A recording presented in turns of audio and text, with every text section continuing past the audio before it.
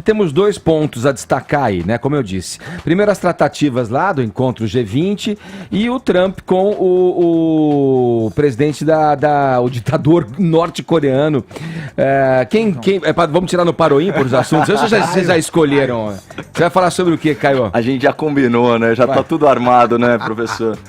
Eu queria falar sobre o G20, porque eu não tive a oportunidade de comentar ainda o acordo de livre comércio entre União Europeia e Mercosul. E eu queria abrir esse comentário com um apanhado de manchetes que chegou ao meu conhecimento. Vamos lá, referente à semana passada, sexta-feira. Folha de São Paulo. Governo Bolsonaro tornará ainda mais difícil o acordo entre União Europeia e Mercosul. Carta Capital. Presidente francês enquadra Bolsonaro e ameaça não assinar acordo. Aí você tem também as publicações de militância panfletária e folhetinesca, né? Brasil 247. Depois de Merkel, Macron isola Bolsonaro. E a Hora do Povo, Bolsonaro envergonha o país. Cerca de 24 horas depois da publicação dessas manchetes, esse mesmo presidente Jair Bolsonaro, supostamente isolado, enquadrado e envergonhado, assina um acordo histórico de livre comércio com a União Europeia.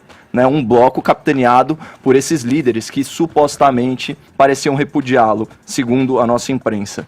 Esse é o maior acordo já celebrado entre blocos econômicos no mundo. O atual governo, ao integrar aí, né, uma verdadeira força-tarefa, os ministérios da Economia, das Relações Exteriores e da Agricultura, ele acelerou e catalisou um processo de negociação de 20 anos, que estava paralisado pela política externa, essa sim ideológica, do lulopetismo, batizado pelo nosso colega Augusto de política externa da canalice, que preferia o quê? Favorecer ditaduras com seu capital político internacional, para não ficar no ar, vamos dar o nome aos bois, Angola, Cuba, Zimbábue, Venezuela, Congo, Guiné Equatorial, algumas delas dando calote bilionário aos cofres públicos brasileiros. Agora, vamos ilustrar com números a importância desse acordo com a União Europeia.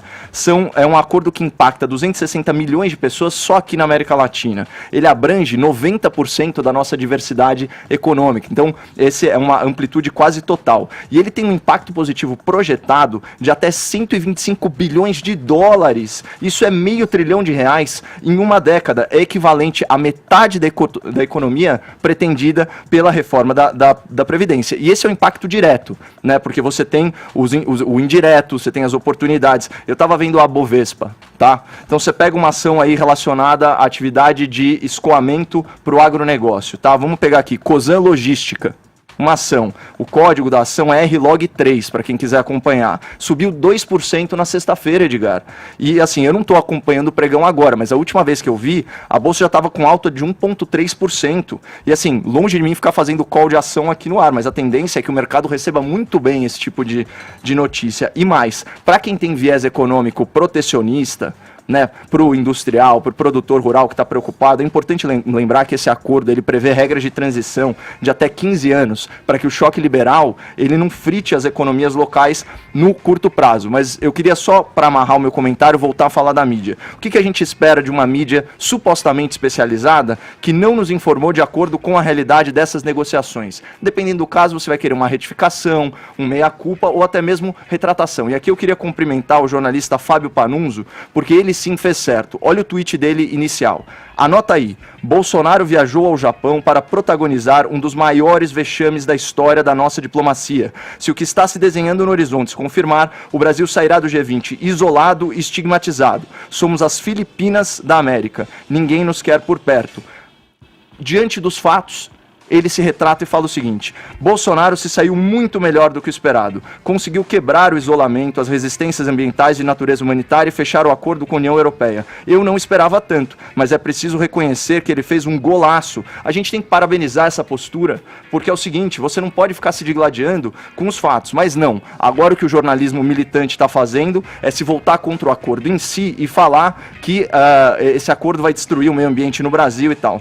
Então eu queria fazer um apelo pessoal aí ao senhor presidente da República, na verdade, né, considerando o que a grande mídia, o que os seus agentes aí majoritariamente falam que é passar vergonha. Por favor, continua passando vergonha assim, passa vergonha no débito, vergonha no crédito, continua passando esse tipo de vergonha no mundo afora, porque o Brasil, com mais de 500 bilhões de reais em 10 anos, vai agradecer muito ao senhor. E passar adiante também dessas bobagens aí, alegando globalismo e tal. Quer dizer, sacramenta-se uma ideia de bloco comercial que é irrefutável. Não tem como você frear isso aí, né? Não dá para evitar a mudança das estações do ano. Exato. Augusto, vamos lá. Vamos lá, rapidinho. O encontro do Trump com o Xi Jinping. Só o Trump poderia ter feito essa visita, porque ele obedeceu a uma frase que se aplica ao fato de alguém fazer uma coisa oposta que se espera dele. Nixon vai à China. Em fevereiro de 1972, o Nixon fez a primeira viagem de um presidente americano à China, depois da implantação do regime comunista, e se encontrou com o Mao Tse-tung. Pois bem. Eu falei, desculpa, eu falei Xi Jinping, o Kim Jong-un. Agora, falho aqui. o ditador da Coreia do Norte, uma figura detestável e tal, mas ele só podia ser visitado por um ultraconservador, como é o Trump, porque ninguém vai achar que ele é comunista. Não dá. E uma boa conversa é melhor que qualquer ameaça. Boa. Eu acho que abrir essa economia norte-coreana é o caminho mais curto para que se chegue a uma democracia também ali.